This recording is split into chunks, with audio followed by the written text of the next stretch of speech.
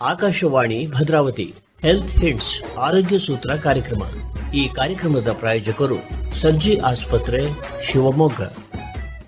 ಎಲ್ಲರಿಗೂ ನಮಸ್ಕಾರ. ನಾನು ಡಾಕ್ಟರ್ ಅರ್ಚನಾ, ಶ್ವಾಸಕೋಶ ತಜ್ಞೆ, Sarji super speciality hospital Shivamogga.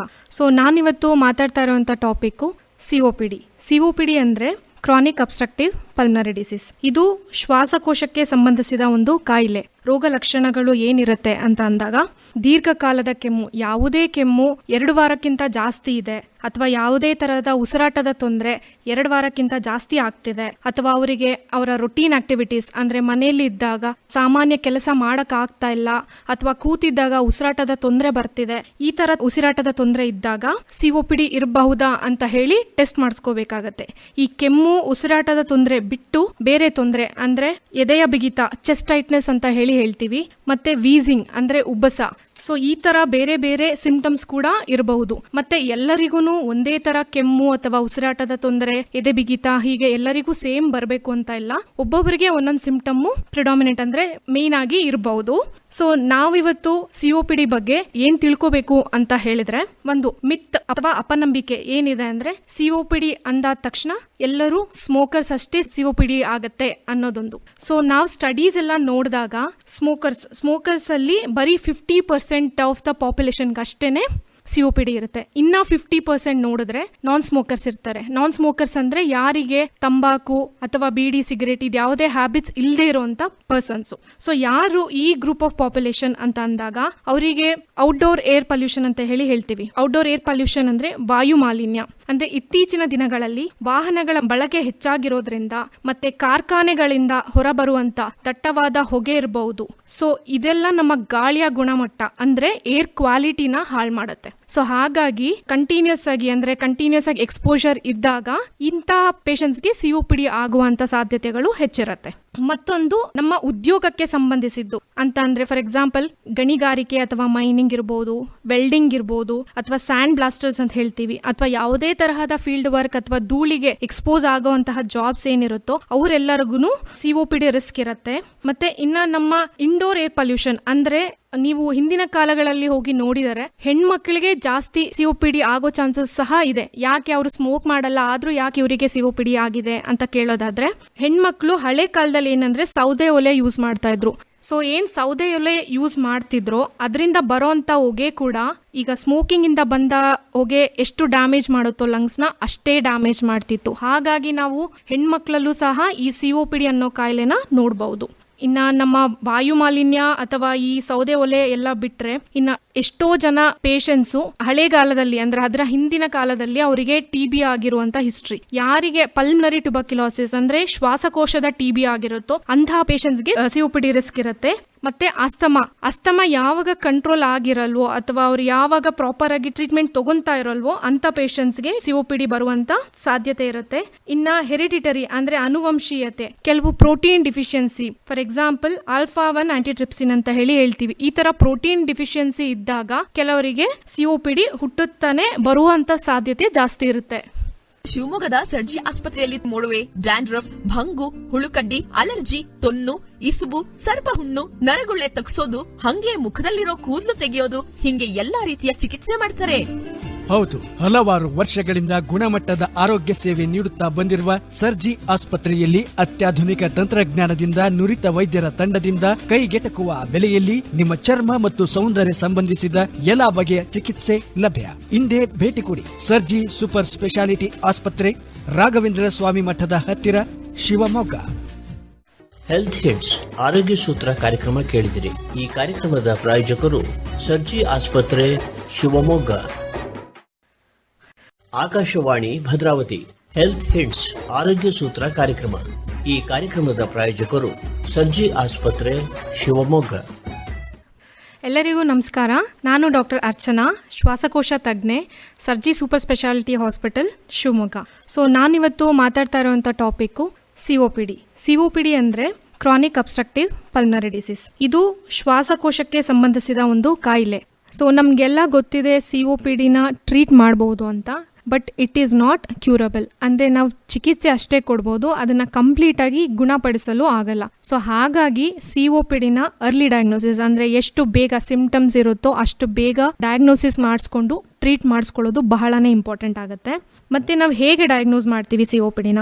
Spirometry ಅಥವಾ ಪಲ್ಮನರಿ ಫಂಕ್ಷನ್ ಟೆಸ್ಟ್ ಅಂತ ಹೇಳ್ತೀವಿ. ಈಗ ನಮಗೆಲ್ಲ ಗೊತ್ತಿದೆ ನಾವು ಹೇಗೆ BMI ಚೆಕ್ ಮಾಡ್ತೀವಿ, ನಮ್ಮ ತೂಕ ಮತ್ತೆ ನಮ್ಮ ಹೈಟು, ಅಂದರೆ ಇಷ್ಟು ಹೈಟ್ ಇರೋ ಪರ್ಸನ್ಗೆ ಇಷ್ಟು ವೆಯ್ಟ್ ಇರಬೇಕು ಅಂತ. ಅದೇ ಥರ ಪಲ್ಮನರಿ ಫಂಕ್ಷನ್ ಟೆಸ್ಟ್ ಅಂತ ಟೆಸ್ಟ್ ಇರುತ್ತೆ. ಅದರಲ್ಲಿ ನಾವು ಇಷ್ಟು ಏಜ್ಡ್ ಪರ್ಸನ್ಗೆ, ಇಷ್ಟು ಹೈಟ್ ಇರೋ ಪರ್ಸನ್ಗೆ ಎಷ್ಟು ಲಂಗ್ ಕೆಪಾಸಿಟಿ ಅಂತಂದರೆ ಅವರ ಲಂಗ್ ಫಂಕ್ಷನ್ ಎಷ್ಟಿರಬೇಕು ಅಂತ ಟೆಸ್ಟ್ ಮಾಡ್ತೀವಿ. ಸೊ ಈ ಟೆಸ್ಟ್ ಮಾಡೋದ್ರಿಂದ ಪೇಷಂಟ್ಗೆ COPD ತೊಂದರೆ ಇದೆಯಾ ಅಥವಾ ಬೇರೆ ಯಾವುದಾದ್ರೂ ತೊಂದರೆ ಇದೆಯಾ ಅಂತ ಗೊತ್ತಾಗುತ್ತೆ. ಸೊ ನಮ್ಗೆ ಒಂದ್ಸತಿ COPD ಇದೆ ಅಂತ ಗೊತ್ತಾದ್ಮೇಲೆ ನಾವು ಹೇಗೆ ಟ್ರೀಟ್ ಮಾಡೋದು? ಸೊ COPDಯಲ್ಲಿ ನಮಗೆ ತೊಂದರೆ ಆಗ್ತಾ ಇರೋದು ನಮ್ಮ ಶ್ವಾಸಕೋಶ, ಅಂದರೆ ನಮ್ಮ ಉಸಿರಾಡುವಂಥ ಗಾಳಿ ಪೈಪ್ಗಳಲ್ಲಿ. ನಮ್ಗೆ ಗೊತ್ತಿರೋ ಹಾಗೆ ಒಂದು ದೊಡ್ಡ ಗಾಳಿ ಪೈಪು ಮತ್ತೆ ಅದು ಹೋಗ್ತಾ ಹೋಗ್ತಾ ಚಿಕ್ಕದಾಗುತ್ತೆ. ಹೇಗೆ ನಮ್ದು ಮರ ಬ್ರಾಂಚಿಂಗ್ ಇರುತ್ತೋ ಅದೇ ತರ. ಸೊ ನಾವು ಟ್ರೀಟ್ಮೆಂಟ್ ಕೊಡೋದು ಇನ್ಹೇಲರ್ಸ್ ಬಹಳಾನೇ ಮುಖ್ಯ ಆಗುತ್ತೆ. ಯಾಕೆ ಅಂದ್ರೆ ನಾವು ಇದನ್ನ ಬಾಯಿನ ಮುಖಾಂತರ ಲಂಗ್ಸ್ ರೀಚ್ ಆಗೋ ಹಾಗೆ ಟ್ರೀಟ್ಮೆಂಟ್ ಕೊಡ್ತಾ ಇದ್ದೀವಿ. ಸೊ ಮೋಸ್ಟ್ ಆಫ್ ದ ಅಂದ್ರೆ ಮೆಡಿಸಿನ್ಸ್ ಏನೇ ಕೊಡ್ತೀವೋ ಅದೆಲ್ಲ ಲಂಗ್ಸಿಗೆ ಹೋಗುತ್ತೆ. ಸೊ ಪೇಷಂಟ್ಸ್ಗೆ ಬೆನಿಫಿಟ್ ಆಗುತ್ತೆ. ಮತ್ತೆ ಈ ಇನ್ಹೇಲರ್ಸ್ ನ ರೆಗ್ಯುಲರ್ ಆಗಿ ಯೂಸ್ ಮಾಡಬೇಕು. ಪೇಷಂಟ್ಸ್ ಯೂಶಲಿ ಏನ್ ಮಾಡ್ತಾರೆ ಅಂದ್ರೆ ಇನ್ಹೇಲರ್ ಸ್ಟಾರ್ಟ್ ಮಾಡಿದಾಗ ತಗೋತಾರೆ, 2 ವೀಕ್ಸ್ ಅಥವಾ 3 ವೀಕ್ಸ್ ತಗೋತಾರೆ. ಅವಾಗ ಸಿಂಪ್ಟಮ್ಸ್ ಎಲ್ಲ ಚೆನ್ನಾಗಿ ಇಂಪ್ರೂವ್ ಆಗುತ್ತೆ, ಬೆಟರ್ ಅನ್ಸುತ್ತೆ ಅವರಿಗೆ. ಸೊ ಆಗ ಅವ್ರು ಕಂಪ್ಲೀಟ್ ಇನ್ಹೇಲರ್ಸ್ ನ ಸ್ಟಾಪ್ ಮಾಡ್ಬಿಡ್ತಾರೆ. ಸೊ ಹೀಗೆ ಮಾಡೋದ್ರಿಂದ ಯಾವುದೇ ತರ ಬೆನಿಫಿಟ್ ಸಿಗಲ್ಲ. ಪೀರಿಯಡ್ ಅಲ್ಲಿ ಅಷ್ಟೇ ಅವ್ರಿಗೆ ಸಿಂಪ್ಟಮ್ಸ್ ಕಡಿಮೆ ಆಗುತ್ತೆ. ಬಟ್ ಲಾಂಗ್ ಟರ್ಮ್ ಬೆನಿಫಿಟ್ಸ್ ಅಂದ್ರೆ ಮುಂದಕ್ಕೂ ತೊಂದರೆ, ಅಂದ್ರೆ ಈಗ ನಮ್ ಲಂಗ್ ಫಂಕ್ಷನ್ ಏನಿದೆ ಅದೆಲ್ಲ ಚೆನ್ನಾಗಿ ಆಗ್ಬೇಕು ಅಂತ ಅಂದ್ರೆ ಲಾಂಗ್ ಟರ್ಮ್ ಯೂಸೇಜ್ ನಾವು ಫಾಲೋ ಅಪ್ ಅಲ್ಲಿ ಇದ್ಕೊಂಡು ನಾವು ಹೇಳ್ತೀವಿ. ಅಂದ್ರೆ ಎಷ್ಟು ದಿನ ತಗೋಬೇಕು, ಅವ್ರ ಲಂಗ್ ಫಂಕ್ಷನ್ ಎಷ್ಟು ಇಂಪ್ರೂವ್ ಆಗ್ತಿದೆ, ಮತ್ತೆ ಅವ್ರ ಸಿಂಪ್ಟಮ್ಸ್ ಎಷ್ಟು ಇಂಪ್ರೂವ್ ಆಗ್ತಿದೆ, ಇದನ್ನೆಲ್ಲ ನೋಡಿ ಅಸೆಸ್ ಮಾಡಿಕೊಂಡು ನಾವು ಇನ್ಹೇಲರ್ಸ್ ನ ಟೇಪರ್ ಮಾಡೋದಾ ಸ್ಟಾಪ್ ಮಾಡೋದಾ ಅದನ್ನ ನಾವು ಡಿಸೈಡ್ ಮಾಡ್ತೀವಿ. ಅಲ್ಲಿವರೆಗೂ ಇನ್ಹೇಲರ್ಸ್ ಅಂತೂ ಬಹಳನೇ ಮುಖ್ಯ ಆಗಿರುತ್ತೆ. ಬರೀ ಇನ್ಹೇಲರ್ಸ್ ಅಷ್ಟೇನಾ ಟ್ರೀಟ್ಮೆಂಟು, ಬೇರೆ ಟ್ರೀಟ್ಮೆಂಟ್ ಇಲ್ವಾ COPDಗೆ ಅನ್ನೋದಾದ್ರೆ, ಈಗ ರೀಸೆಂಟ್ ಸ್ಟಡೀಸ್ ಪ್ರಕಾರ ಬೇರೆ ಬೇರೆ ಮೆಡಿಕೇಶನ್ಸ್ ಇದೆ. ಬಯಾಲಜಿಕ್ಸ್ ಆಗಿರ್ಬೋದು ಅಥವಾ ಸಮ್ ಆಫ್ ದ ಪ್ರೊಸೀಜರ್ಸ್, ಅಂದ್ರೆ bronchoscopy guided lung volume reductions, ಇದೆಲ್ಲ ಡಿಪೆಂಡ್ಸ್. ಅಂದ್ರೆ ಅದು ಪೇಷಂಟ್ ನ ಕಂಡೀಷನ್ ಯಾವ ಸ್ಟೇಜ್ ಮೇಲಿದೆ ಅಂತ ಡಿಸೈಡ್ ಮಾಡಿ ನಾವು ಯಾವ ಮೋಡ್ ಆಫ್ ಟ್ರೀಟ್ಮೆಂಟ್ ಕೊಡಬೇಕು ಅಂತ ಡಿಸೈಡ್ ಮಾಡ್ತೀವಿ. ಸೊ ಈ ಮೆಡಿಸಿನ್ಸ್ ಬಿಟ್ಟು ಬೇರೆ ಏನ್ ಮಾಡಬಹುದು COPD ಡಿಸೀಸ್ನ? ಒಂದು ಲೈಫ್ ಸ್ಟೈಲ್ ಮಾಡಿಫಿಕೇಶನ್, ಜೀವನ ಶೈಲಿ ಬದಲಾವಣೆ. ಏನಂದ್ರೆ ರೆಗ್ಯುಲರ್ ಎಕ್ಸರ್ಸೈಸ್, ದಿನನಿತ್ಯ ವ್ಯಾಯಾಮ ಮಾಡೋದು. ನಾವು ಇದನ್ನ ಪಲ್ಮೋ ರಿಹ್ಯಾಬಿಲಿಟೇಷನ್ ಅಂತ ಕರಿತೀವಿ. ಸೊ ರೆಗ್ಯುಲರ್ ಎಕ್ಸರ್ಸೈಸ್ ಮಾಡೋದ್ರಿಂದ ಓವರ್ ಆಲ್ ಮಸಲ್ ಸ್ಟ್ರೆಂಥನಿಂಗ್ ಆಗುತ್ತೆ. ಸೊ ಹಾಗಾಗಿ ಅವರಿಗೆ ರೆಕರೆಂಟ್ ಇನ್ಫೆಕ್ಷನ್ಸ್ ಆಗೋ ಚಾನ್ಸಸ್ ಇರೋದ್ರಿಂದ ಈ ರೆಗ್ಯುಲರ್ ಎಕ್ಸರ್ಸೈಸ್ ತುಂಬಾ ಇಂಪಾರ್ಟೆಂಟ್ ಆಗುತ್ತೆ. ಮತ್ತೆ ಪೌಷ್ಟಿಕ ಆಹಾರದ ಬಳಕೆ, ಅಂದ್ರೆ good nutrition. So protein supplementation ತುಂಬಾನೇ ಹೆಲ್ಪ್ ಆಗುತ್ತೆ. ಇದೆಲ್ಲ ಬಿಟ್ರೆ ವ್ಯಾಕ್ಸಿನೇಷನ್. ಯಾಕೆ ಅಂದ್ರೆ ಈ ತರ COPD ಅಥವಾ ಆಸ್ತಮಾ ತೊಂದರೆ, ಶ್ವಾಸಕೋಶದ ಸಂಬಂಧ ಇರೋ patients they are more prone to, ಅಂದ್ರೆ ಅವರಿಗೆ ಇನ್ಫೆಕ್ಷನ್ಸ್ ಆಗುವಂತ ಸಾಧ್ಯತೆಗಳು ಜಾಸ್ತಿನೇ ಇರುತ್ತೆ. ಎಸ್ಪೆಷಲಿ ಈ ವಿಂಟರ್ ಸೀಸನ್ಸ್ ಅಲ್ಲಿ ಈ ವೈರಲ್ ಇನ್ಫೆಕ್ಷನ್ಸ್ ಎಲ್ಲ ಆಗೋ ಚಾನ್ಸಸ್ ಜಾಸ್ತಿ ಇರುತ್ತೆ. ಸೊ ಹಾಗಾಗಿ ನಾವು ಇನ್ಫ್ಲೂಯೆನ್ಸಾ ವ್ಯಾಕ್ಸಿನೇಷನ್ ಅಥವಾ ನ್ಯೂಮೋಕಾಕಲ್ ವ್ಯಾಕ್ಸಿನೇಷನ್ ಅಂತ ಎಲ್ಲ ಇರುತ್ತೆ. ಅದನ್ನ ವ್ಯಾಕ್ಸಿನೇಷನ್ ನ ರೆಗ್ಯುಲರ್ ಆಗಿ ಮಾಡಿಸ್ಕೋಬೇಕಾಗತ್ತೆ. ಯಾಕೆ ಸರ್ ಇವತ್ತು ತುಂಬಾ ಸುಸ್ತಾದಾಗೆ ಕಾಣ್ತೀರಾ?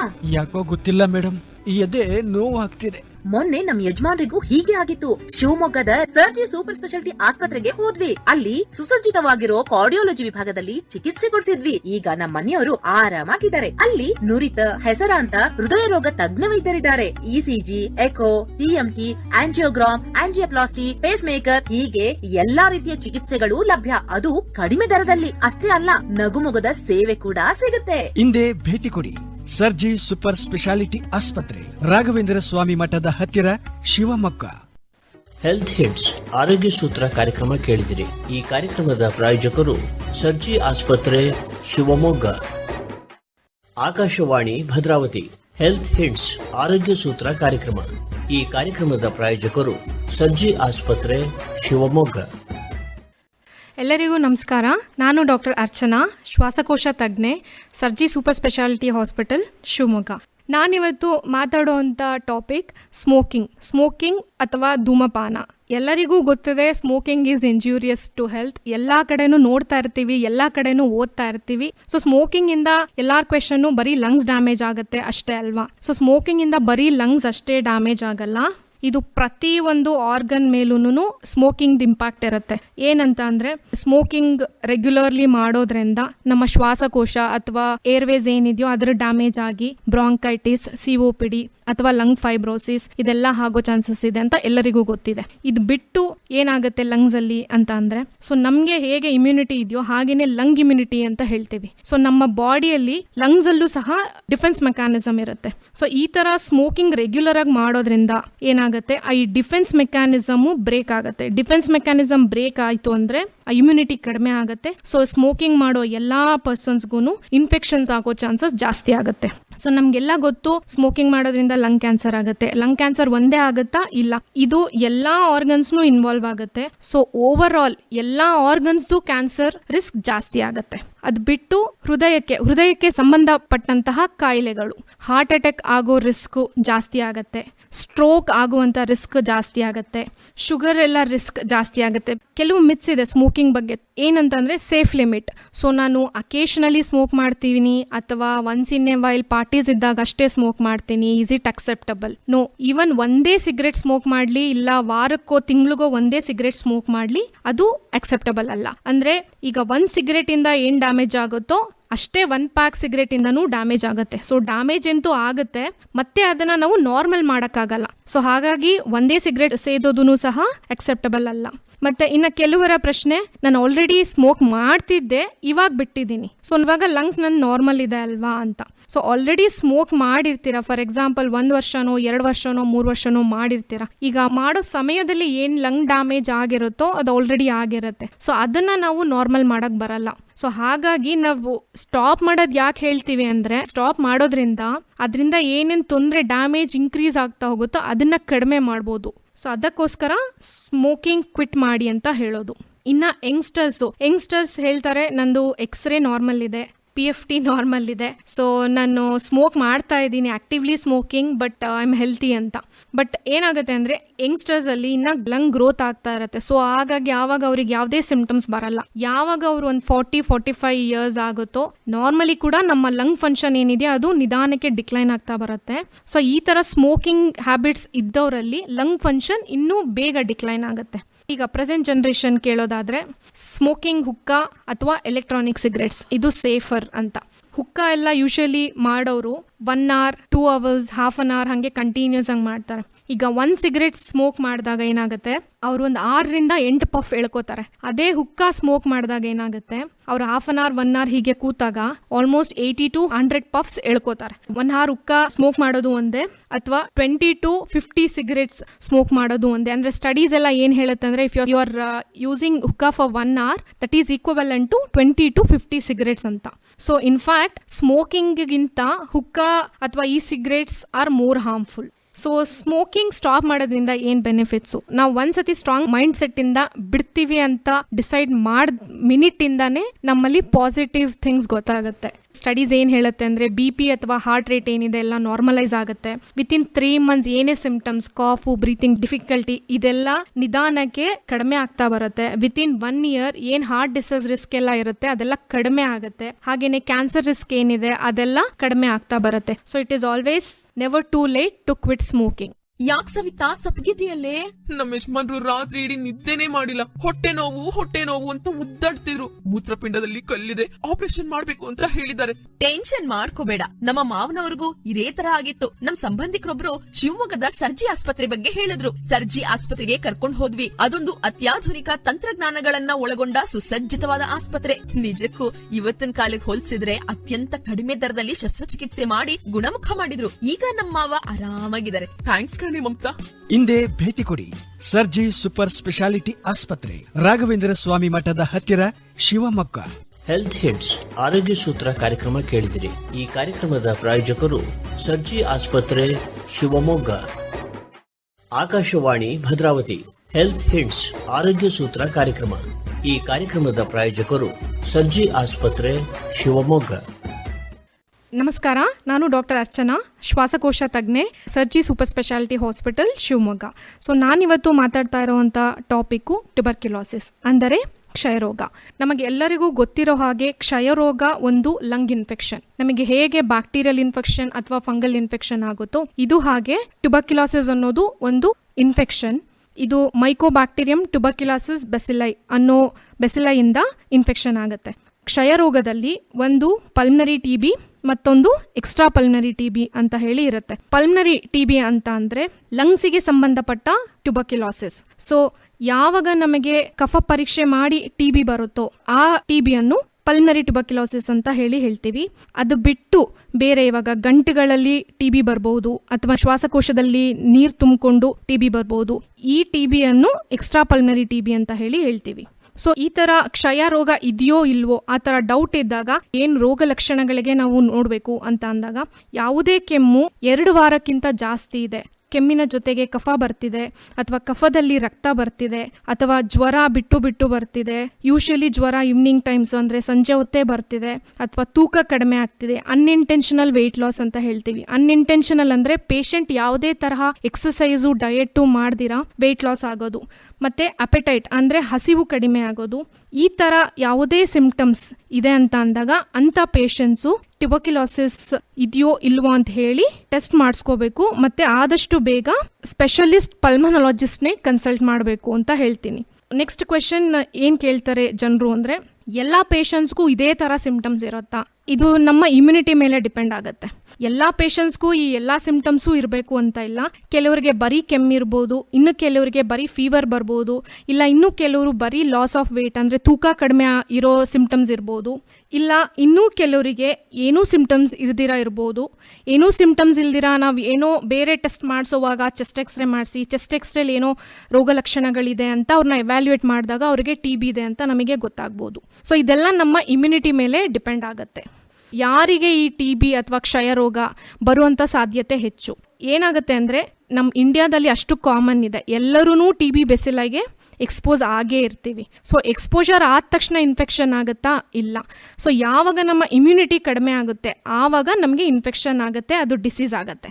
ಸೊ ಯಾರಿಗೆಲ್ಲ ಈ ಟಿಬಿ ರೋಗ ಆಗುವಂಥ ಸಾಧ್ಯತೆ ಹೆಚ್ಚಿರುತ್ತೆ ಅಂತ ನೋಡಿದಾಗ, ನಾ ಹೇಳ್ದಾಗೆ ಇಮ್ಯುನಿಟಿ ಕಡಿಮೆ ಇರೋದು ಅಂತ ಅಂದರೆ, ಫಾರ್ ಎಕ್ಸಾಂಪಲ್ ಯಾವುದೋ ಪ್ರೀ ಎಕ್ಸಿಸ್ಟಿಂಗ್ ಡಿಸೀಸಸ್ ಅಂದರೆ ಯಾವುದಾದ್ರೂ ಇನ್ಫೆಕ್ಷನ್ಸು ಆಲ್ರೆಡಿ ಮೆಡಿಕೇಶನ್ಸ್ ತಗೋತಾ ಇರ್ತಾರೆ. ಈಗ ಕ್ಯಾನ್ಸರ್ ಪೇಷಂಟ್ಸು ಕೀಮೋಥೆರಪಿ, ರೇಡಿಯೋಥೆರಪಿ ಹೀಗೆ ಬೇರೆ ಬೇರೆ ಮೆಡಿಸಿನ್ಸ್ ತಗೋತಾ ಇರ್ತಾರೆ. ಇನ್ನು ಕನೆಕ್ಟಿವ್ ಟಿಶ್ಯೂ ಡಿಸೀಸ್ ಅಂತ ಹೇಳ್ತೀವಿ, ರುಮೆಟಾಯ್ಡ್ ಆರ್ಥ್ರೈಟಿಸು ಅಥವಾ SLE, ಈ ಥರ ಡಿಸೀಸ್ಗಳಲ್ಲಿ ಲಾಂಗ್ ಟರ್ಮ್ ಸ್ಟೀರಾಯ್ಡ್ಸು ಅಥವಾ ಬಯಾಲಜಿಕ್ಸ್ ಎಲ್ಲ ತಗೋತಾ ಇರ್ತಾರೆ. ಈ ಥರ ಪೇಷಂಟ್ಸು ಹೈ ರಿಸ್ಕಲ್ಲಿ ಇರ್ತಾರೆ, ಟಿಬಿ ಆಗೋ ಚಾನ್ಸಸ್ ಜಾಸ್ತಿ ಇರುತ್ತೆ. ಮತ್ತು ಪೌಷ್ಟಿಕಾಂಶದ ಕೊರತೆ. ಅದು ಬಿಟ್ಟು ಈಗ ಮನೇಲಿ ಯಾರಿಗಾದರೂ ಟಿಬಿ ಆಗಿದೆ ಅಂತ ಅಂದರೆ ಸುತ್ತಮುತ್ತ ಯಾವಾಗ ಕಫದಲ್ಲಿ ಅಂದರೆ ಕೆಮ್ಮು ಕಫದಿಂದ ಟಿಬಿ ಆಗಿರುತ್ತೋ ಆವಾಗ ಅವರು ಒಂದೇ ಮನೇಲಿ ಇದ್ದಾಗ ಒಬ್ಬರಿಂದ ಒಬ್ಬರಿಗೆ ಹರಡುವಂಥ ಸಾಧ್ಯತೆ ಇರುತ್ತೆ. ಅಥವಾ ಬೇರೆ ದುಶ್ಚಟಗಳು ಅಂದರೆ ಸ್ಮೋಕಿಂಗು ಅಥವಾ ಆಲ್ಕೋಹಾಲ್ ರೆಗ್ಯುಲರಾಗಿ ಕನ್ಸ್ಯೂಮ್ ಮಾಡೋದು, ಈ ಥರ ಇರೋ ಪೇಷಂಟ್ಸು ರಿಸ್ಕಲ್ಲಿರುತ್ತೆ. ಮತ್ತು ಶುಗರು. ಸೊ ನಾವು ಕಾಮನಾಗಿ ನೋಡೋದು ಶುಗರ್ ಯಾವಾಗ ಕಂಟ್ರೋಲಲ್ಲಿ ಇರೋಲ್ಲ. ಶುಗರ್ ಒಂದ್ಸರಿ ಕಂಟ್ರೋಲಲ್ಲಿ ಇಲ್ಲ ಅಂತ ಅಂದಮೇಲೆ ಅದು ಬೇರೆ ಬೇರೆ ಇನ್ಫೆಕ್ಷನ್ಸ್ಗೆ ಚಾನ್ಸಸ್ ಜಾಸ್ತಿ ಆಗುತ್ತೆ. ಸೊ ಟಿಬಿ ಇನ್ಫೆಕ್ಷನ್ ಕೂಡ ಒಂದು. ಸೊ ಅದು ಬಿಟ್ಟು ಇನ್ನು ಕ್ರೌಡಿಂಗ್ ಅಂತ ಅಂದರೆ, ಇವಾಗ ಗ್ಯಾದರಿಂಗ್ಸ್ ಇರುತ್ತಲ್ಲ, ಇಲ್ಲ ಹಾಸ್ಟೆಲ್ಸ್ ಇರ್ಬೋದು ಅಥವಾ ಡಾರ್ಮೆಟ್ರಿಲಿ ಇರ್ಬೋದು, ಈ ಥರ ಇವಾಗ ಒಂದು ಪೇಷಂಟ್ ಅಲ್ಲಿ ಇನ್ಫೆಕ್ಟ್ ಆಗಿದ್ದಾರೆ ಅಂದರೆ ಡೆಫಿನೆಟ್ಲಿ ಅವರೆಲ್ಲರಿಗೂ ಸ್ಪ್ರೆಡ್ ಮಾಡುವಂತಹ ಸಾಧ್ಯತೆ ಹೆಚ್ಚಿರುತ್ತೆ. ಸೊ ನಾವು ಹೇಗೆ ಈ ಕ್ಷಯರೋಗ ಅಥವಾ ಟಿಬಿನ ಡಯಾಗ್ನೋಸ್ ಮಾಡೋದು? ಸೊ ನಮಗೆ ಈಗ ಟಿಬಿ ಇದೆ ಅಂತ ಕನ್ಫರ್ಮ್ ಆಗೋದು ಫಸ್ಟು ನಾವು ಕ್ಲಿನಿಕಲಿ, ಅಂದರೆ ನಾನೀಗ ಹೇಳ್ದಾಗೆ ರೋಗ ಲಕ್ಷಣಗಳೆಲ್ಲ ಕೆಮ್ಮು, ಜ್ವರ, ಉಸಿರಾಟದ ತೊಂದರೆ ಅಥವಾ ಎದೆ ನೋವು, ತೂಕ ಕಡಿಮೆ ಆಗೋದು, ಈ ಥರ ಏನೇ ರೋಗ ಲಕ್ಷಣಗಳು ಇದ್ರೂ ಎಕ್ಸ್ರೇ ಅಥವಾ CT ಚೆಸ್ಟ್ ಆ ಥರ ಮಾಡಿಸ್ಬೇಕಾಗತ್ತೆ ಡೌಟ್ ಇದ್ದಾಗ. ಸೊ ಒಂದು ನಮಗೆ ಎಕ್ಸ್ರೇಯಲ್ಲಿ ಇಮೇಜಿಂಗಲ್ಲಿ ಅದರ ರೋಗ ಲಕ್ಷಣಗಳು ಇದ್ದರೆ ಗೊತ್ತಾಗುತ್ತೆ. ಇನ್ನೊಂದು ಶ್ವಾಸಕೋಶದ ಟಿಬಿ ಆದಾಗ ಕಫ ಏನು ಬರುತ್ತೋ ಆ ಕಫನ ತೆಗೆದು ನಾವು ಪರೀಕ್ಷೆ ಕಳಿಸ್ತೀವಿ ಬೇರೆ ಬೇರೆ ಪರೀಕ್ಷೆಗೆ. ಅಂದರೆ ಸ್ಪುಟಮ್ ಸ್ಮಿಯರ್, ಜೀನ್ ಎಕ್ಸ್ಪರ್ಟ್ ಅಥವಾ CBNAT ಮತ್ತು ಕಲ್ಚರ್ಸ್, ಹೀಗೆ ಬೇರೆ ಬೇರೆ ಕಫ ಪರೀಕ್ಷೆಗೆ ಕಳಿಸಿದಾಗ ಕಫದಲ್ಲಿ ನಮಗೆ ಟಿಬಿ ಇದೆಯೋ ಇಲ್ವಾ ಅಂತ ಹೇಳಿ ಗೊತ್ತಾಗುತ್ತೆ. ಏನ್ ರಾಮಪ್ಪ, ಹೇಗಿದ್ದೀಯಾ? ಚಂದ್ರಣ್ಣ, ಮಂಡಿ ನೋವಿನಿಂದ ಸಾಕಾಗಿ ಹೋಗಿದೆ. 1 ವರ್ಷದ ಹಿಂದೆ ನಾನು ಇಂಥದೇ ಗೋಳು ಅನುಭವಿಸಿದಿನಪ್ಪ. ನನ್ ಮಗನಿಗೆ ಅವ್ರ ಆಫೀಸ್ ನಲ್ಲಿ ಯಾರೋ ಶಿವಮೊಗ್ಗದ ಸರ್ಜಿ ಆಸ್ಪತ್ರೆಗೆ ಕರ್ಕೊಂಡು ಹೋಗಿ ಅಂತ ಹೇಳಿದ್ರಂತೆ. ಅಲ್ಲಿನ ನುರಿತ ವೈದ್ಯರ ತಂಡ, ಸಿಬ್ಬಂದಿಗಳು ಎಷ್ಟು ಚೆನ್ನಾಗಿ ಆರೈಕೆ ಮಾಡಿದ್ರು. ಅತ್ಯಾಧುನಿಕ ತಂತ್ರಜ್ಞಾನಗಳನ್ನೊಳಗೊಂಡ ಮಂಡಿ ನೋವು ಸೇರಿದಂತೆ ಕೀಲು ನೋವು, ಮೂಳೆ ಮುರಿತ, ಸ್ನಾಯು ಸೆಳೆತಕ್ಕೆ ಸಂಬಂಧಿಸಿದ ಎಲ್ಲಾ ಚಿಕಿತ್ಸೆಗಳನ್ನು ಕೈಗೆಟುಕೋ ಬೆಲೆಯಲ್ಲಿ ನೀಡ್ತಾರೆ. ಇನ್ನೊಂದು ವಿಷಯ ರಾಮಪ್ಪ, ಯೋಗ, ಧ್ಯಾನ, ಪ್ರಾಣಾಯಾಮ, ವ್ಯಾಯಾಮ ಹೀಗೆ ಮಾನಸಿಕ ನೆಮ್ಮದಿಗೆ ಬೇಕಾದಂತ ಬೇಕಾದಂತಹ ಎಲ್ಲಾ ಆರೋಗ್ಯ ಚಟುವಟಿಕೆಗಳ ಅಭ್ಯಾಸ ಮಾಡಿಸ್ತಾರೆ. ವೃದ್ಧರನ್ನ ಅತ್ಯಂತ ಕಾಳಜಿಯಿಂದ ನೋಡ್ಕೊಳ್ಳೋ ಏಕೈಕ ಆಸ್ಪತ್ರೆ ಅಂದ್ರೆ ಅದು ನಮ್ಮ ಸರ್ಜಿ ಆಸ್ಪತ್ರೆ. ಹೆಲ್ತ್ ಹಿಟ್ಸ್ ಆರೋಗ್ಯ ಸೂತ್ರ ಕಾರ್ಯಕ್ರಮ ಕೇಳಿದಿರಿ. ಈ ಕಾರ್ಯಕ್ರಮದ ಪ್ರಾಯೋಜಕರು ಸರ್ಜಿ ಆಸ್ಪತ್ರೆ ಶಿವಮೊಗ್ಗ. ಆಕಾಶವಾಣಿ ಭದ್ರಾವತಿ. ಹೆಲ್ತ್ ಹಿಟ್ಸ್ ಆರೋಗ್ಯ ಸೂತ್ರ ಕಾರ್ಯಕ್ರಮ. ಈ ಕಾರ್ಯಕ್ರಮದ ಪ್ರಾಯೋಜಕರು ಸರ್ಜಿ ಆಸ್ಪತ್ರೆ ಶಿವಮೊಗ್ಗ. ನಮಸ್ಕಾರ, ನಾನು ಡಾಕ್ಟರ್ ಅರ್ಚನಾ, ಶ್ವಾಸಕೋಶ ತಜ್ಞೆ, Sarji super speciality hospital Shivamogga. So ನಾನಿವತ್ತು ಮಾತಾಡ್ತಾ ಇರೋವಂಥ ಟಾಪಿಕ್ಕು ಟ್ಯುಬರ್ಕ್ಯುಲೋಸಿಸ್ ಅಂದರೆ ಕ್ಷಯರೋಗ. ಈಗ ಒಂದ್ಸರಿ ನಮಗೆ TB ಇದೆ ಅಂತ ಗೊತ್ತಾದಾಗ ನಾವು ಮುಂದೆ ಏನು ಮಾಡಬೇಕು? ಈಗ ನಮಗೆಲ್ಲರಿಗೂ ಗೊತ್ತೇ ಇದೆ, ನಮ್ಮ ದೇಶದಲ್ಲಿ ಟ್ಯುಬರ್ಕ್ಯುಲೋಸಿಸ್ ಅಥವಾ ಕ್ಷಯರೋಗ ತುಂಬ ಕಾಮನ್ ಆಗಿದೆ. ಸೊ ಹಾಗಾಗಿ ನ್ಯಾಷನಲ್ TB ಎಲಿಮಿನೇಷನ್ ಪ್ರೋಗ್ರಾಮ್, ರಾಷ್ಟ್ರೀಯ ಕ್ಷಯ ನಿರ್ಮೂಲನಾ ಕಾರ್ಯಕ್ರಮ ಅಂತ ಒಂದು ಪ್ರೋಗ್ರಾಮ್ ಇದೆ.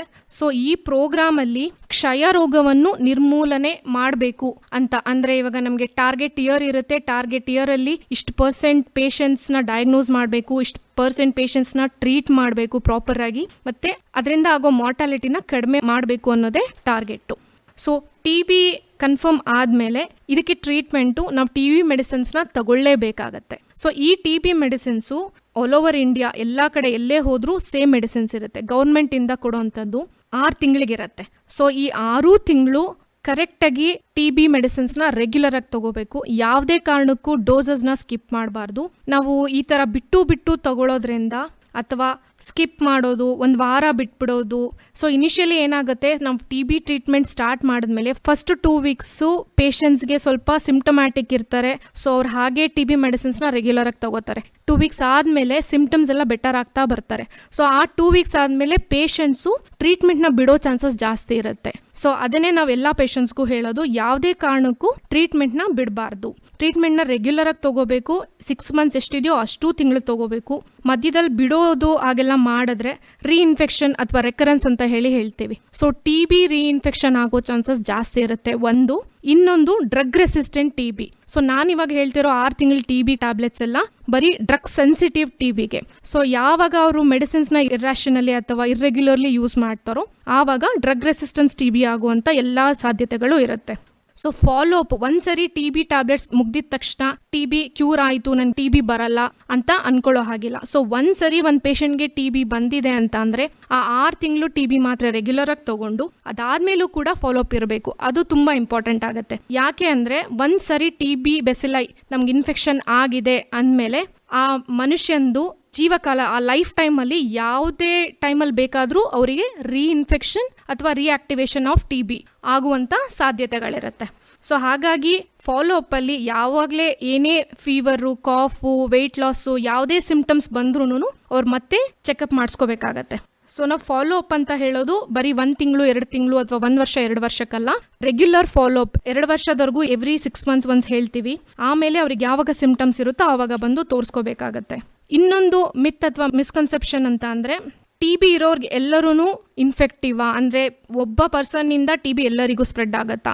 ಇಲ್ಲ. ಸೊ ಫಸ್ಟ್ ನಮಗೆ ಯಾವ ಥರ TB ಇದು ಪಲ್ಮನರಿ TB ಅಂದರೆ ಶ್ವಾಸಕೋಶಕ್ಕೆ ಸಂಬಂಧಿಸಿದ TBನ, ಇಲ್ಲ ಬೇರೆ ಥರ ಅಂತ ಅಂದರೆ TB ನಮ್ಮ ಬಾಡಿಯಲ್ಲಿ ಎಲ್ಲ ಆರ್ಗನ್ಸ್ನು ಇನ್ವಾಲ್ವ್ ಆಗ್ಬೋದು. ಬ್ರೈನು, ಲಿಂಫ್ ನೋಡ್ ಅಂತ ಹೇಳ್ತೀವಿ, lymph node, bone, joints, heart, abdomen, liver, intestine, uterus, skin, kidneys, ಹೀಗೆ ನಮ್ಮ ಬಾಡಿಯಲ್ಲಿ ಎಲ್ಲ ಆರ್ಗನ್ಸ್ನು ಇನ್ವಾಲ್ವ್ ಆಗ್ಬೋದು. ಸೊ ಯಾವಾಗ ಶ್ವಾಸಕೋಶದಲ್ಲಿ TB ಇರುತ್ತೋ ಅದಷ್ಟೇ ಇನ್ಫೆಕ್ಷಿಯಸ್ ಇರುತ್ತೆ.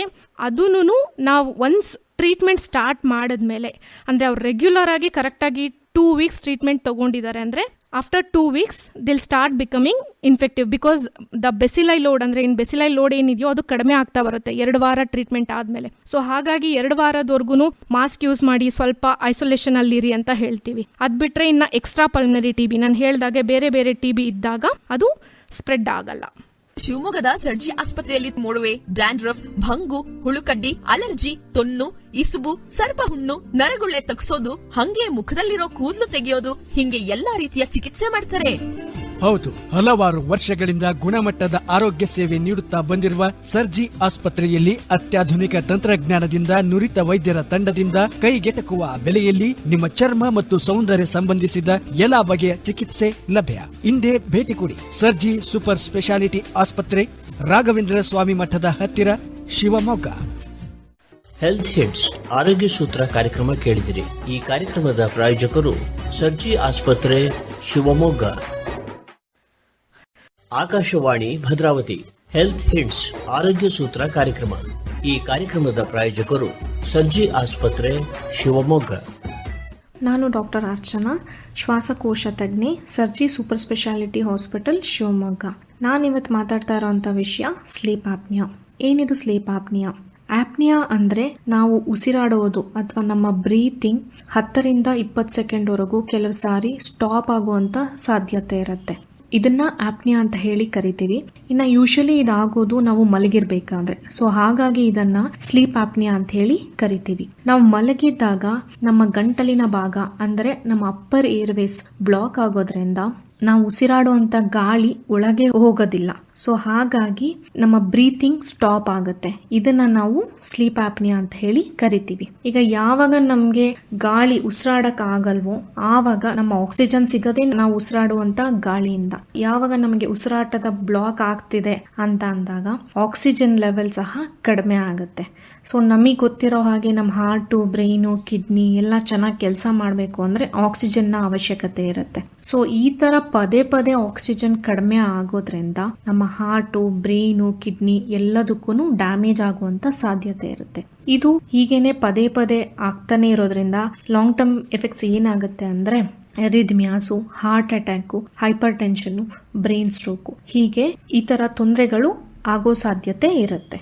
ಇನ್ನು ಸ್ಲೀಪ್ ಆಪ್ನಿಯಾದ ರೋಗ ಲಕ್ಷಣಗಳು ಅಥವಾ ವಾರ್ನಿಂಗ್ ಸೈನ್ಸ್ ಯಾವುದು ಅಂತ ಕೇಳೋದಾದ್ರೆ, ಮೊದಲನೇದಾಗಿ ಸ್ನೋರಿಂಗ್ ಅಂದ್ರೆ ಗೊರಕೆ. ಸೊ ನಾವೆಲ್ಲ ಮಲಗಿದ್ದಾಗ ನಾವು ಗೊರಕೆ ಹೊಡೆಯೋದು ಯೂಶಲಿ ನಮಗೆ ಗೊತ್ತಾಗಲ್ಲ, ನಮ್ಮ ಜೊತೆಲಿದ್ದವರಿಗೆ ಗೊತ್ತಾಗತ್ತೆ.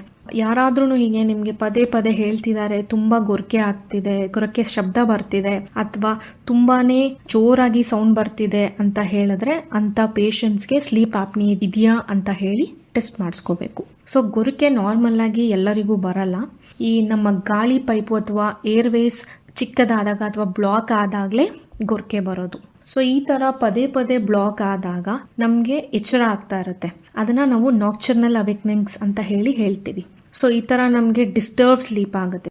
ಇದರಿಂದ ನೆಕ್ಸ್ಟ್ ದಿನ ನಾವು ಬೆಳಗ್ಗೆ ಎದ್ದಾಗ ನಮಗೆ ಫ್ರೆಶ್ ಅಂತ ಅನ್ಸಲ್ಲ. ಅದನ್ನೇ ನಾನ್ ರಿಫ್ರೆಶಿಂಗ್ ಸ್ಲೀಪ್ ಅಂತ ಹೇಳ್ತೀವಿ.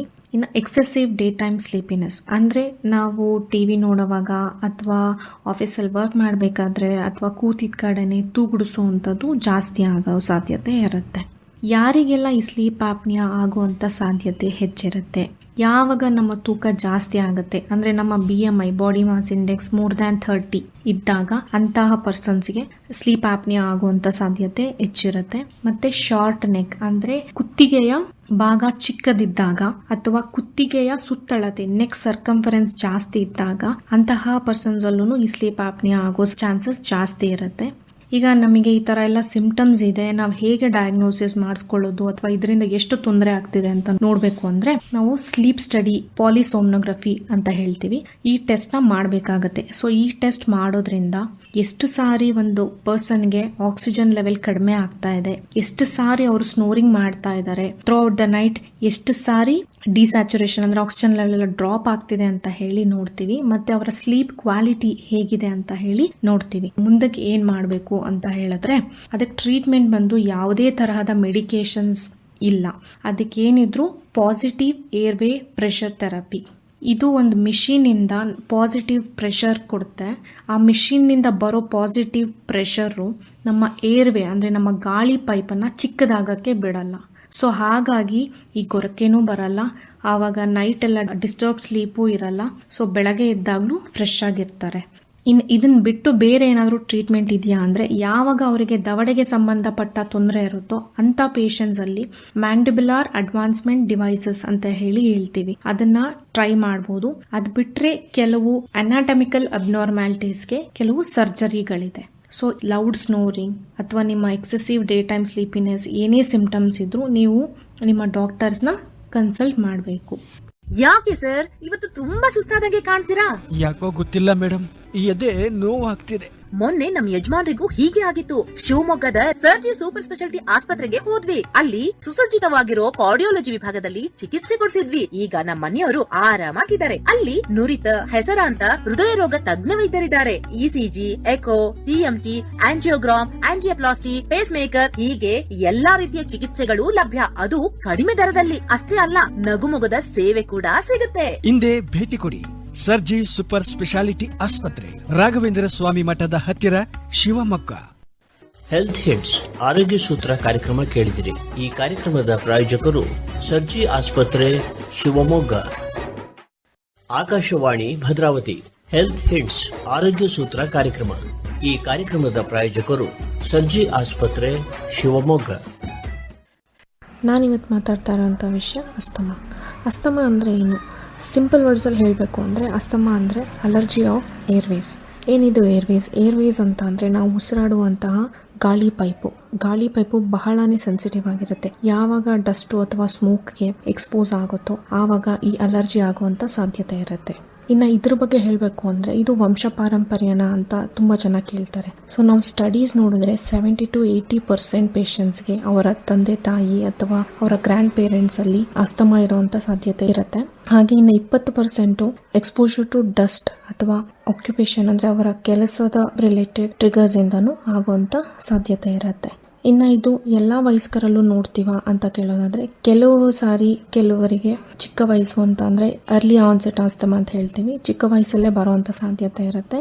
ಇನ್ನು ಕೆಲವರಿಗೆ ಎಷ್ಟೋ ವರ್ಷಗಳಾದಮೇಲೆ ಬರುವಂಥ ಸಾಧ್ಯತೆ ಇರುತ್ತೆ. ಇನ್ನು ಕೆಲವರಿಗೆ ಚಿಕ್ಕ ವಯಸ್ಸಲ್ಲಿದ್ದು ಮಧ್ಯ ಏನೂ ಸಿಂಪ್ಟಮ್ಸ್ ಇಲ್ದಿರ ಮತ್ತೆ ಅವರು ಏಜ್ ಆದಾಗ ಬರುವಂಥ ಸಾಧ್ಯತೆ ಇರುತ್ತೆ. ಅದನ್ನು ಬೈಫೇಸಿಕ್ ಪ್ಯಾಟರ್ನ್ ಅಂತ ಹೇಳ್ತೀವಿ. ಇನ್ನು ಏನು ಸಿಂಪ್ಟಮ್ಸ್ ಇರುತ್ತೆ ಅಂತ ಕೇಳೋದಾದ್ರೆ ಯೂಶಲಿ ಕೆಮ್ಮು, ಉಸಿರಾಟದ ತೊಂದರೆ, ಕಫ ಬರೋದು ಅಥವಾ ಎದೆ ನೋವಾಗೋದು, ಎದೆ ಹಿಡ್ಕೊಂಡಂಗಾಗೋದು, ಈ ಥರ ರೋಗ ಲಕ್ಷಣಗಳಿರುತ್ತೆ. ಇನ್ನು ಈ ಅಸ್ತಮಾ ಆಗಕ್ಕೆ ಏನು ಕಾರಣ ಅಂತ ಅಂದರೆ ನಾನು ಆವಾಗಲೇ ಹೇಳ್ದಾಗೆ ಒಂದು ವಂಶ ಪಾರಂಪರ್ಯದಿಂದನೂ ಬರಬಹುದು. ಇನ್ನು ಬೇರೆ ಕಾರಣಗಳಂದರೆ ಎನ್ವಿರಾನ್ಮೆಂಟಲ್ ಟ್ರಿಗರಿಂಗ್ ಫ್ಯಾಕ್ಟರ್ಸ್ ಅಂತ ಹೇಳ್ತೀವಿ. ಯಾವಾಗ ಡಸ್ಟ್ ಎಕ್ಸ್ಪೋಷರ್ ಇರುತ್ತೋ, ಯಾವಾಗ ಸ್ಮೋಕ್ಗೆ ಎಕ್ಸ್ಪೋಷರ್ ಇರುತ್ತೋ ಅಥವಾ ಪಲ್ಯೂಷನ್, ನಮ್ಮ ವೆಹಿಕಲ್ಸ್ ಎಲ್ಲ ಜಾಸ್ತಿ ಆಗಿರೋದ್ರಿಂದ ಅದರಿಂದ ಬರೋವಂಥ ಪಲ್ಯೂಟೆಂಟ್ಸ್ಗೆ ಎಕ್ಸ್ಪೋಷರ್ ಇರುತ್ತೋ, ಅಥವಾ weather change, winter season, rainy ಸೀಸನ್ನಲ್ಲಿ ಯೂಶಲಿ ನೋಡ್ತೀವಿ.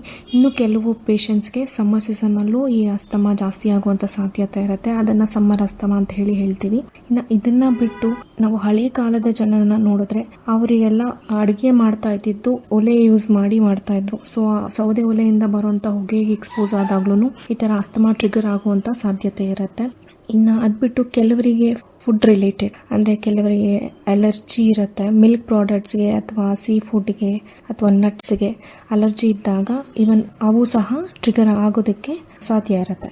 ಇನ್ನು ಕೆಲವರಿಗೆ ಪೆಟ್ಸ್ ಎಕ್ಸ್ಪೋಷರ್, ಈಗ ಮನೆಯಲ್ಲೇ ಕೆಲವರು ಬೆಕ್ಕು, ನಾಯಿ ಹೀಗೆ ಸಾಕೊಂಡಿರ್ತಾರಲ್ಲ, ಅದರಿಂದ ಬರುವಂಥ ಫರ್ ಡಸ್ಟ್ಗೂ ಟ್ರಿಗರ್ ಆಗೋ ಸಾಧ್ಯತೆ ಇರುತ್ತೆ. ಇನ್ನು ಕೆಲವರಿಗೆ ಎಕ್ಸಸೈಸ್ ಡ್ರಿವನ್ ಅಂತ ಅಂದರೆ ಎಕ್ಸಸೈಸ್ ಮಾಡಿದಾಗ ಅಸ್ತಮಾ ಜಾಸ್ತಿ ಆಗೋ ಚಾನ್ಸಸ್ ಇರುತ್ತೆ. ಅಥವಾ ಸೈಕಲಾಜಿಕಲಿ ಯಾವಾಗ ಸ್ಟ್ರೆಸ್ ಜಾಸ್ತಿ ಇರುತ್ತೋ ಆವಾಗಲೂ ಅಸ್ತಮಾ ಟ್ರಿಗರ್ ಆಗುವಂಥ ಸಾಧ್ಯತೆ ಇರುತ್ತೆ. ಸೊ ಈ ಅಸ್ತಮಾ ಹೇಗೆ ನಾವು ಡಯಾಗ್ನೋಸ್ ಮಾಡೋದು ಅಂತ ಅಂದರೆ ಮೇನ್ಲಿ ಸಿಂಪ್ಟಮ್ಸು, ಈ ರೋಗ ಲಕ್ಷಣಗಳು ಯಾವಾಗ ಇರುತ್ತೆ ಅಥವಾ ಏನಾದರೂ ಟ್ರಿಗರಿಂಗ್ ಫ್ಯಾಕ್ಟರಿಂದ ಜಾಸ್ತಿ ಆಗ್ತಾ ಇದೆಯಾ ಇದರ ಮೇಲೆ ಡಿಸೈಡ್ ಮಾಡ್ತೀವಿ. ಇದನ್ನು ಕನ್ಫರ್ಮ್ ಮಾಡ್ಕೊಳ್ಳೋದಕ್ಕೋಸ್ಕರ ನಾವು ಬೇರೆ ಪರೀಕ್ಷೆಗಳು ಮಾಡಬೇಕಾಗುತ್ತೆ. ಅದು ಚೆಸ್ಟ್ ಎಕ್ಸ್ರೇ ಮಾಡಿಸೋದ್ರಿಂದ ನಮಗೆ ಬೇರೆ ಏನಾದರೂ ಇನ್ಫೆಕ್ಷನ್ ಇದೆಯಾ ಇಲ್ಲ ಬೇರೆ ಏನಾದರೂ ತೊಂದರೆ ಇದೆಯಾ ಅಂತ ಹೇಳಿ ಗೊತ್ತಾಗುತ್ತೆ. ಇನ್ನು ಅಸ್ತಮಾ ಸಿವಿಯಾರಿಟಿ ಎಷ್ಟಿದೆ ಅಂತ ತಿಳ್ಕೊಳ್ಳೋದಕ್ಕೆ ಕೆಲವು ರಕ್ತ ಪರೀಕ್ಷೆಗಳು ಮಾಡಿಸ್ಬೇಕಾಗತ್ತೆ. ಹೇಗೆ ಈ ಅಸ್ತಮಾ ಟ್ರೀಟ್ ಮಾಡೋದು ಅಂತ ನೋಡಿದ್ರೆ, ಒಂದು ಮೆಡಿಸಿನ್ಸ್ ಯೂಸ್ ಮಾಡಿ, ಇನ್ನೊಂದು life style changes. Medicines use ಮಾಡಿ ಹೇಗೆ ಕಂಟ್ರೋಲ್ ಮಾಡೋದು ಅಂತ ನೋಡಿದ್ರೆ ಇನ್ಹೇಲರ್ಸ್. ಸೊ ಇನ್ಹೇಲರ್ಸ್ ಅಂತ ಬಂದಾಗ ನಾವು ಅದನ್ನು ಶ್ವಾಸಕೋಶಕ್ಕೆ ಕೊಡೋದ್ರಿಂದ ಅಂದರೆ ನಮ್ಮ ಏರ್ವೇಸ್ಗೆ ಮೆಡಿಸಿನ್ಸ್ ಕೊಡೋದ್ರಿಂದ ನಮ್ಮ ಎಲ್ಲ ಸಿಂಪ್ಟಮ್ಸು ನಿಧಾನಕ್ಕೆ ಕಡಿಮೆ ಆಗ್ತಾ ಬರುತ್ತೆ. ಕರೆಕ್ಟ್ ಇನ್ಹೇಲರ್ ಟೆಕ್ನಿಕಿಂದ ಯೂಸ್ ಮಾಡಿದಾಗಲಿ ನಮ್ಮ ಸಿಂಪ್ಟಮ್ಸ್ ಎಲ್ಲ ಕಡಿಮೆ ಆಗೋದು. ಇನ್ನು ಇನ್ಹೇಲರ್ಸ್ ಬಿಟ್ಟು ಬೇರೆ ಟ್ರೀಟ್ಮೆಂಟ್ ಅಂತ ನೋಡಿದ್ರೆ ಒಂದು ಇನ್ಹೇಲರ್ಸ್ ಜೊತೆಗೆ ಬಯಾಲಜಿಕ್ಸ್ ಬರುತ್ತೆ. ಇನ್ನು ಅದು ಬಿಟ್ಟು ಬೇರೆ ಇಂಟರ್ವೆನ್ಷನಲ್ ಪ್ರೊಸೀಜರ್ಸ್. ಇನ್ನು ಮೆಡಿಸಿನ್ಸ್ ಅಲ್ಲೇ ಬಿಟ್ಟು ಲೈಫ್ ಸ್ಟೈಲ್ ಮಾಡಿಫಿಕೇಶನ್ ಹೇಗೆ ಮಾಡೋದು ಅಂದ್ರೆ ವರ್ಕ್ ಪ್ಲೇಸ್ ಅಲ್ಲಿ ಫೇಸ್ ಮಾಸ್ಕ್ ಯೂಸ್ ಮಾಡೋದು, ಅಥವಾ ಕೆಲವರಿಗೆ ಮನೆಯಲ್ಲಿ ಸಣ್ಣ ಪುಟ್ಟ ಡಸ್ಟ್ ಇರುತ್ತೆ, ಕಾಯಿಲ್ಸ್ ಯೂಸ್ ಮಾಡಿದಾಗ, ಅಗರಬತ್ತೀಸ್ ಯೂಸ್ ಮಾಡಿದಾಗ ಟ್ರಿಗರ್ ಆಗುತ್ತೆ. ಸೊ ಇದನ್ನೆಲ್ಲ ಕಡಿಮೆ ಮಾಡ್ತಾ ಬರಬೇಕು. ಈ ವೆದರ್ ಅಂತ ಬಂದಾಗ ಕೋಲ್ಡ್ ಕ್ಲೈಮೇಟ್ ಗೆ ತುಂಬಾ ಚೆನ್ನಾಗಿ ಟ್ರಿಗರ್ ಆಗುತ್ತೆ. ಸೊ ಹಾಗಾಗಿ ಕೋಲ್ಡ್ ಕ್ಲೈಮೇಟ್ ಅಲ್ಲಿ ಸ್ವಲ್ಪ ಪ್ರಿಕಾಷನ್ಸ್ ನ ಅವ್ರು ಮುಂಚೆಯಿಂದಾನೇ ತಗೊಳ್ಳೋದ್ರಿಂದ ಬಹಳನೇ ಹೆಲ್ಪ್ ಆಗುತ್ತೆ. ಹಾಗೇನೆ ಅಸ್ತಮಾ ಪೇಷಂಟ್ಸ್ಗೂ ಕೂಡ ಕೆಲವು ವ್ಯಾಕ್ಸಿನೇಷನ್ಸ್ ಇರುತ್ತೆ. ಇವೆಲ್ಲ ಫಾಲೋ ಮಾಡೋದ್ರಿಂದ ನಮ್ಮ ಸಿಂಪ್ಟಮ್ಸ್ ನಾವು ಕಂಟ್ರೋಲ್ ಮಾಡ್ಕೋಬಹುದು, ಹಾಗೆ ನಮ್ಮ ಅಸ್ತಮಾನು ಕಂಟ್ರೋಲ್ ಮಾಡ್ಕೋಬಹುದು. ಯಾಕ್ ಸವಿತಾ ಸಪ್ಗಿದೆಯಲ್ಲೇ? ನಮ್ಮ ಯಜಮಾನ್ರು ರಾತ್ರಿ ಇಡೀ ನಿದ್ದೆನೆ ಮಾಡಿಲ್ಲ. ಹೊಟ್ಟೆ ನೋವು ಅಂತ ಮುದ್ದಾಡ್ತಿದ್ರು. ಮೂತ್ರಪಿಂಡದಲ್ಲಿ ಕಲ್ಲಿದೆ, ಆಪರೇಷನ್ ಮಾಡ್ಬೇಕು ಅಂತ ಹೇಳಿದ್ದಾರೆ. ಟೆನ್ಷನ್ ಮಾಡ್ಕೋಬೇಡ, ನಮ್ಮ ಮಾವನವ್ರಿಗೂ ಇದೇ ತರ ಆಗಿತ್ತು. ನಮ್ ಸಂಬಂಧಿಕರೊಬ್ರು ಶಿವಮೊಗ್ಗದ ಸರ್ಜಿ ಆಸ್ಪತ್ರೆ ಬಗ್ಗೆ ಹೇಳಿದ್ರು. ಸರ್ಜಿ ಆಸ್ಪತ್ರೆಗೆ ಕರ್ಕೊಂಡ್ ಹೋದ್ವಿ. ಅದೊಂದು ಅತ್ಯಾಧುನಿಕ ತಂತ್ರಜ್ಞಾನಗಳನ್ನ ಒಳಗೊಂಡ ಸುಸಜ್ಜಿತವಾದ ಆಸ್ಪತ್ರೆ. ನಿಜಕ್ಕೂ ಇವತ್ತಿನ ಕಾಲಕ್ಕೆ ಹೋಲಿಸಿದ್ರೆ ಅತ್ಯಂತ ಕಡಿಮೆ ದರದಲ್ಲಿ ಶಸ್ತ್ರಚಿಕಿತ್ಸೆ ಮಾಡಿ ಗುಣಮುಖ ಮಾಡಿದ್ರು. ಈಗ ನಮ್ಮ ಮಾವ ಆರಾಮಾಗಿದ್ದಾರೆ. ಥ್ಯಾಂಕ್ಸ್ ಕಣೆ ಮಮತಾ. ಹಿಂದೆ ಭೇಟಿ ಕೊಡಿ ಸರ್ಜಿ ಸೂಪರ್ ಸ್ಪೆಷಾಲಿಟಿ ಆಸ್ಪತ್ರೆ, ರಾಘವೇಂದ್ರ ಸ್ವಾಮಿ ಮಠದ ಹತ್ತಿರ, ಶಿವಮೊಗ್ಗ. ಹೆಲ್ತ್ ಹಿಟ್ಸ್ ಆರೋಗ್ಯ ಸೂತ್ರ ಕಾರ್ಯಕ್ರಮ ಕೇಳಿದಿರಿ. ಈ ಕಾರ್ಯಕ್ರಮದ ಪ್ರಾಯೋಜಕರು ಸರ್ಜಿ ಆಸ್ಪತ್ರೆ, ಶಿವಮೊಗ್ಗ.